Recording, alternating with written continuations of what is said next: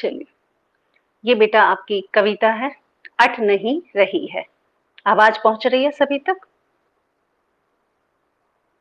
ओ, okay okay okay okay okay. चलिए चलिए चलिए, आपके पास किताब है तो ठीक है, नहीं तो यहाँ से आपके पास स्क्रीन पर आ रही है। अट नहीं रही है, अटने का मतलब होता है समाना। ठीक है, यानी समा नहीं रही है। जैसे आपका होता है ना, मटका होता है और मटके में आप पानी डाल दो तो उसमें कितना समा पाएगा, कितना आट पाओगे। आटना का मतलब होता है ढकना, समाना, उसमें डालना। तो कहते हैं अट नहीं रही है। किसकी बात हो रही है यहाँ पर? फागुन की सुंदरता की बात हो रही है कि फागुन की सुंदरता धरती पर इतनी अधिक फैली हुई है कि अगर हम उसे समाना चाहें, ढकना चाहें, आटना चाहें तो वो आटी नहीं जा सकती, ढकी नहीं जा सकती, समा नहीं पा रही है, लबालब भर भर के बाहर निकल रही है, अर्थात खिल खिल के वो बाहर उभर रही है। इतनी सुंदरता दिखाई दे रही है। आभा फागुन की तन, यानी कि आभा का मतलब सुंदरता, फागुन का मतलब फागुन की, तन का मतलब धरती के शरीर पर, यानी धरती के शरीर पर फागुन की सुंदरता इतनी अपार और अधिक मात्रा में फैली हुई है कि यदि हम उसे ढकना चाहें, आटना चाहें, उसे समाना चाहें, उसे दबाना चाहें तो वो बिल्कुल भी समा नहीं पा रही है, बिखर बिखर के बाहर आ रही है, उभर उभर के सामने फल फूल रही है। सट नहीं रही है, सटने का मतलब क्या होता है? सटने का मतलब होता है समीप करना। जैसे, एक मिनट बेटा, हेलो, चलिए, हाँ जी। तो जो अट नहीं रही है, यानी कि सट नहीं रही है, सटने का मतलब होता है जैसे आप कई बार बैठते हो ना पास में, तो आप सट कर बैठते हो, सट का मतलब थोड़ा सा पास होके बैठते हो। तो इसी तरह से फागुन की सुंदरता को भी अगर हम और समेटना चाहें, उसे थोड़ा सा क्लोज करना चाहें, अगर उसे थोड़ा सा समीप करना चाहें, तो इतनी भी जगह नहीं बची है धरती की, धरती के तन पर कि हम उसे थोड़ा सा समेट तो सकें, उसे थोड़ा इकट्ठा तो कर सकें। बिल्कुल फल फूल कर अच्छी तरह से वो क्या है, मतलब लद गई है, यानी सारी धरती फागुन की सुंदरता से लबालब लद गई है और अट नहीं रही है, कहीं पर भी वो समा नहीं पा रही। जैसे आप फूले नहीं समाते ना, मन ही मन में क्या है, खुशी बाहर झलकती है, तो इसी तरह से फागुन की सुंदरता भी धरती के मतलब शरीर पर उबल क्या है, निकल निकल कर बाहर आ रही है और वो समा नहीं पा रही है, फूली नहीं समा रही है, यानी हर तरफ सारी फागुन की सुंदरता फैल गई है। इसका मतलब यहीं तक था।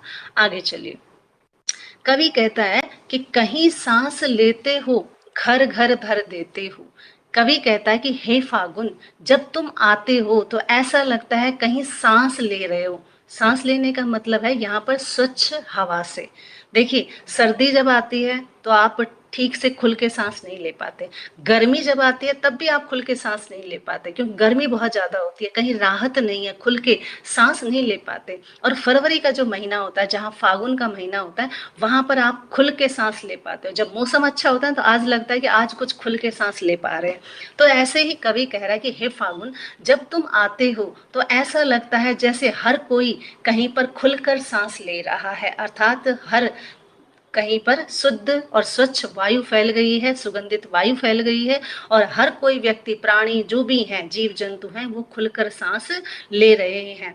घर घर भर देते हो, यानी तुम अपनी स्वच्छ और सुगंधित हवा से घर घर को भर देते हो, अर्थात चारों तरफ सुंदर वातावरण हो जाता है, सुहावना वातावरण हो जाता है, सुगंधित हवा फैल जाती है। किसके आने से? फागुन के आने से। अब अगली लाइन है, उड़ने को नभ में तुम पर पर कर देते हो, कि हे फागुन, जब तुम आते हो तो इतना सुंदर दृश्य देखकर तुम्हारा, या इतनी सुगंधित हवा, इतना सुहावना मौसम देखकर उड़ने को नभ में, कहते ऐसा दिल करता है कि जैसे नभ में उड़ जाऊं। नभ का मतलब होता है आसमान। कई बार मन के पंख लग जाते हैं ना, तो ऐसे ही आप मन के, कई बार ऐसा नहीं होता, आप देखते हैं फागुन की सुंदरता को और आपको ऐसा लगेगा, ऐसा मन करता है जैसे ये सारी सुंदरता ना समेट लूं, है ना। तो इसी तरह से उड़ने को नभ में तुम, हे फागुन, जब तुम आते हो तो मेरा भी ऐसा मन करता है, कवि कह रहा है कि मेरा भी ऐसा मन करता है कि मैं भी उड़ जाऊं नभ में, सारे नभ में पक्षियों की तरह विचरण करके इस सुंदरता को, इस आभा को, इस फागुन की सुंदरता को निहारता रहूं। पर पर कर देते हो, पर पर का मतलब हर जगह मुझे बिखरे हुए हो तुम, और मेरा जो मन है, यानी पर का मतलब यहाँ पंख से होगा बेटा, ठीक है। पर कर देते हो, यानी कि मेरा भी मन ऐसा करता है जैसे पंख लगा के मैं आसमान में उड़ जाऊं, ऐसा मेरा मन करता है। कौन कह रहा है? कवि कह रहा है। कहाँ से? कि हे फागुन, जब तुम आते हो तो तुम इतने आने के तुम्हारे आने के बाद वातावरण जो है वो स्वच्छ और सुगंधित हवा से परिपूर्ण हो जाता है, और वातावरण ही नहीं, हर घर में तुम्हारे आने की खुशबू, सुगंधित हवा, सुहावना मौसम भर जाता है, और ऐसा लगता है जैसे मेरे मन के पर लग गए हों। पर का मतलब होता है पंख लग गए हों, और ऐसा लगता है कि मैं भी आसमान में उड़ पाऊं उन पक्षियों की तरह, और इस सारे वातावरण को निहार पाऊं। आंख हटाता हूं तो हट नहीं रही है। कवि कहता है कि हे फागुन, तुम इतनी अपार मात्रा में फैले हुए हो, या फागुन की सुंदरता इतनी अधिक फैली हुई है कि मैं उसे निहारे जा रहा हूँ, इतना सौंदर्य फैला पड़ा है कि मैं आंख हटाने की कोशिश करूं या नजरें चुराने की कोशिश करूं या नजरें हटाने की कोशिश करूं तो मैं वहां से हटा नहीं पा रहा हूं। क्यों? क्योंकि मेरा मन फागुन की सुंदरता को निहारते रहने के लिए कर रहा है।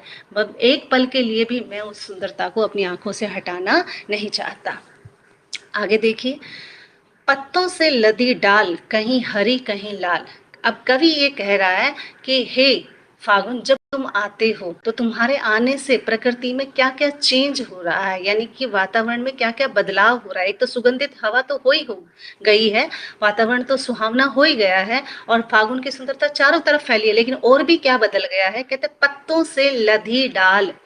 पत्तों का मतलब पत्ते, ठीक है। लदी का मतलब पूरी तरह से पत्ते आ गए हैं। डाल का मतलब टहनियों पर, यानी वो पेड़ पौधे जो सूख कर ठूंठ गए थे, यानी खाली हो गए थे, पतझड़ के कारण उनकी पत्तियां झड़ गई थी, आज उन्हीं डालियों पर, उन्हीं पौधों पर क्या आ गई हैं? फिर से नई पत्तियां आ गई हैं, और सारी डालियां क्या है? पत्तों से लद गई हैं, ढक गई हैं, अर्थात चारों तरफ फूल पत्ते आने शुरू हो गए हैं। और वो फूल पत्तियां कैसी हैं, मतलब सॉरी, पत्तियां कैसी हैं? कहीं हरी कहीं लाल। अब कहीं हरी कहीं लाल कैसे है? देखिए, आप जब भी कभी किसी पौधे को देखते हो जिनकी नई पत्तियां आती हैं, तो आपने देखा होगा जब वो कपोल निकलती हैं, कपोल कहते हैं बेटा उन्हें, नई पत्तियों को क्या कहते हैं? कपूल। तो कहते हैं कपूल जब निकलती हैं तो आपने देखा होगा वो रेडिश लिए होती हैं, यानी लालिमा लिए हुए होती हैं, बिल्कुल हरी नहीं निकलती वो एकदम से, ठीक है। या तो बिल्कुल लाइट पैरेट कलर मिलेगा या प्याजी रंग मिलेगा उसमें, ठीक है, प्याज का कलर होता है ना कुछ ऐसा, या फिर थोड़ा सा लालिमा लिए हुए, लाल रंग लिए हुए पत्तियां निकलती हैं। और फिर जब वो धीरे धीरे बड़ी होती हैं तो कैसी हो जाती हैं? हरी हो जाती हैं, और जब बहुत ही पक जाती हैं तो डार्क हरी हो जाती है, यानी गहरा हरा रंग हो जाता है।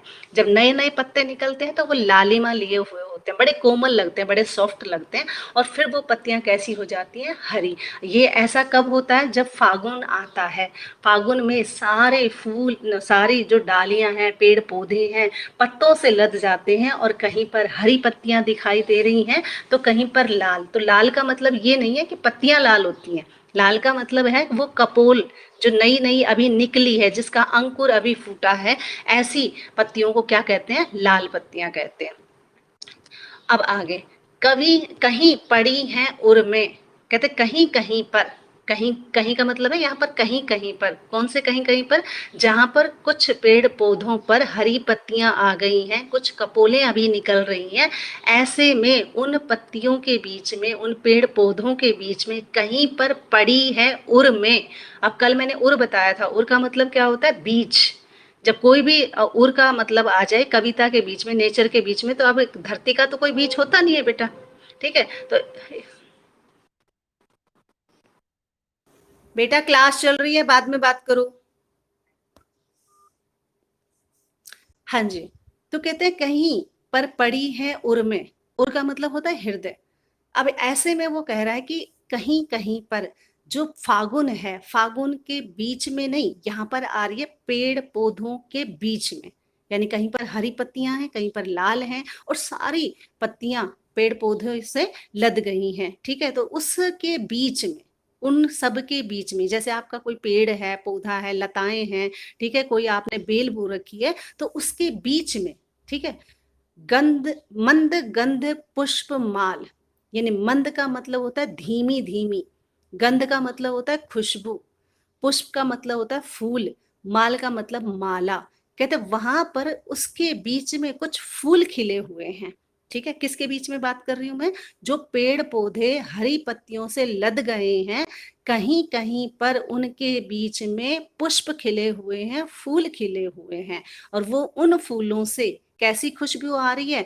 मंद मंद सुगंधित खुशबू उसमें से आ रही है। अब जो वो फूल उसमें खिले हुए हैं, कहीं कहीं पर खिले हुए हैं, कोई ऐसा हो जाता है फ्लावर बीच में आ जाते हैं, तो कहते कहीं कहीं पर जो फूल खिले हुए हैं वो ऐसे लग रहे हैं जैसे किसी ने उस पेड़ को माला पहना दी हो। पुष्प माल, माल का मतलब माला, पुष्पों की माला बीच में दिखाई दे रही है। कई बार आपने देखा होगा ऐसी सुंदर, मतलब जड़ित हो जाते हैं, फूलों से जड़ जाता है कोई पौधा, तो आपको ऐसा लगता है जैसे, ऐसा लग रहा है जैसे कहीं माला पिरो रखी हो किसी ने।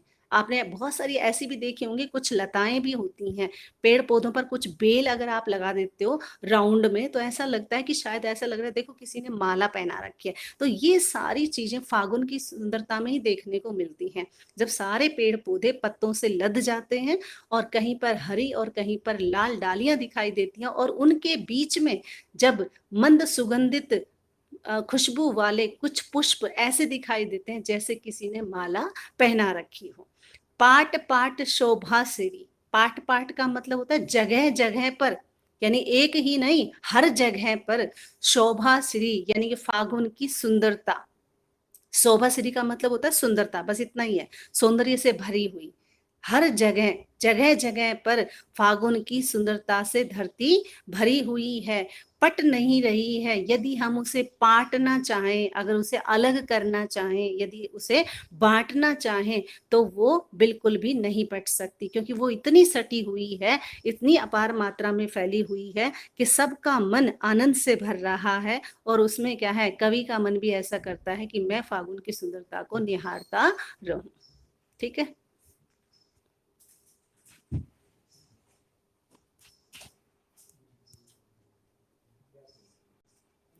1 मिनट बेटा।